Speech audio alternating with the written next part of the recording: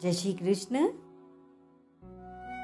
सर्वद्वारेषु देहेऽस्मिन् प्रकाशोपजायते, ज्ञानं यदा तदा विद्याद्विवृन्दं सत्त्वमित्युत।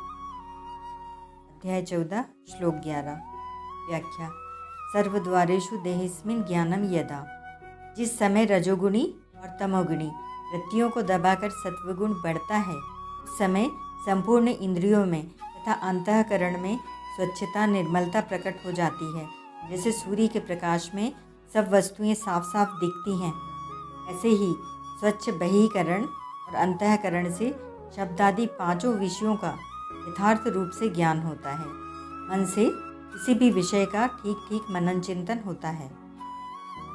इंद्रियों और अंतःकरण में स्वच्छता निर्मलता होने से सत्य क्या है और असत्य क्या है, कर्तव्य क्या है और अकर्तव्य क्या है, लाभ किसमें है और हानि किसमें है, हित किसमें है और अहित किसमें है, आदि बातों का स्पष्टतया ज्ञान विवेक हो जाता है। यहाँ देहस्मिन कहने का तात्पर्य है सत्वगुण के बढ़ने का अर्थात बहिकरण और अंतःकरण में स्वच्छता निर्मलता और विवेक शक्ति प्रकट होने का अवसर इस मनुष्य शरीर में ही है, अन्य शरीरों में नहीं। भगवान ने तमोगुण से बंधने वालों के लिए सर्वदेही नाम 14-8 पद का प्रयोग किया है, जिसका तात्पर्य है कि रजोगुण तमोगुण तो अन्य शरीरों में भी बढ़ते हैं, सत्वगुण मनुष्य शरीर में ही बढ़ सकता है। अतः मनुष्य को चाहिए वह रजोगुण और तमोगुण पर विजय प्राप्त करके सत्वगुण से भी ऊंचा उठे। इसी में मनुष्य जीवन की सफलता है।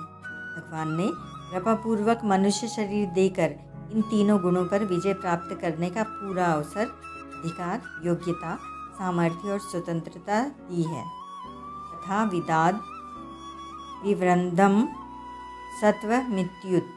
इंद्रियों और अंतःकरण में स्वच्छता और विवेक शक्ति आने पर साधक को यह जानना चाहिए कि अभी सत्वगुण की वृत्तियाँ बढ़ी हुई हैं और रजोगुण तमोगुण की वृत्तियाँ दबी हुई हैं। अतः साधक कभी भी अपने से यह अभिमान न करे कि मैं जानकार हो गया हूँ, ज्ञानी हो गया हूँ, अर्थात वह सत्वगुण के कार्य प्रकाश और ज्ञान को अपना गुण माने, प्रत्युत सत्वगुण का ही कार्य लक्षण माने।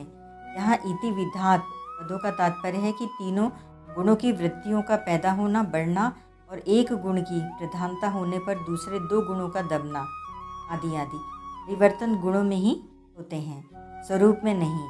इस बात को मनुष्य शरीर में ही ठीक तरह से समझा जा सकता है, परंतु मनुष्य भगवान के दिए विवेक को महत्व न देकर गुणों के साथ संबंध जोड़ लेता है और अपने को सात्विक राजस या तामस मानने लगता है। मनुष्य को चाहिए कि अपने को ऐसा न मानकर सर्वथा निर्विकार और परिवर्तनशील जाने। तीनों गुणों की वृत्तियाँ अलग अलग बनती बिगड़ती हैं, इसका सबको अनुभव है। स्वयं परिवर्तनशील, परिवर्तन रहित और इन सब वृत्तियों को देखने वाला है। यदि स्वयं भी बदलने वाला होता तो इन वृत्तियों के बनने बिगड़ने को कौन देखता। परिवर्तन को परिवर्तन रहित ही जान सकता है। जब सात्विक वृत्तियों के बढ़ने से इंद्रियों और अंतःकरण में स्वच्छता निर्मलता आ जाती है और विवेक जागृत हो जाता है, तब संसार से राग हट जाता है और वैराग्य हो जाता है। अशांति मिट जाती है और शांति आ जाती है, लोभ मिट जाता है और उदारता आ जाती है, वृत्ति निष्काम भाव पूर्वक होने लगती है। गीता 18वें अध्याय का 9वां श्लोक। भोग और संग्रह के लिए नए नए कर्मों का आरंभ नहीं होता। मन में पदार्थों भोगों की आवश्यकता पैदा नहीं होती, प्रत्युत निर्वाह मात्र की दृष्टि रहती है।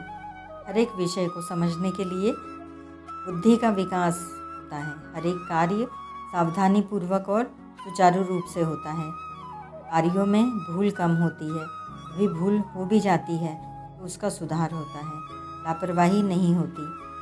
सत्य असत्य कर्तव्य अकर्तव्य का विवेक स्पष्टतया जागृत रहता है। अतः जिस समय सात्विक वृत्तियाँ बढ़ी हों उस समय साधक को विशेष रूप से भजन ध्यान आदि में लग जाना चाहिए। ऐसे समय में किए गए थोड़े से साधन से भी शीघ्र ही बहुत लाभ हो सकता है।